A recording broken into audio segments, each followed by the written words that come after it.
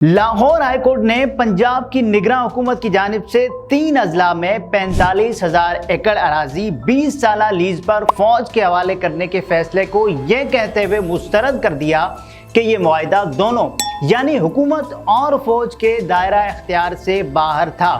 ایک رپورٹ کے مطابق سی پیک کے تحت فوج کارپوریٹ ایگریکلچر فارمنگ کے مقصد کے لیے پنجاب میں بکر، خوشاب اور ساہیوال میں زمین کی ملکیت چاہتی تھی۔ جسٹس عابد حسین چٹھا نے 4-1 جیسی درخواستوں پر تفصیلی فیصلہ سناتے ہوئے کہا کہ نگراں حکومت کے پاس الیکشن ایکٹ 2017 کے سیکشن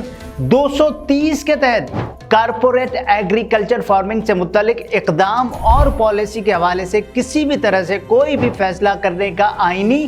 اور قانونی اختیار نہیں ہے۔ جج نے کہا کہ پاک فوج کہ اس دعوے کی تائید نہیں ہوتی کہ اسے بنجر زمین کو ترقی دینے کا تجربہ ہے۔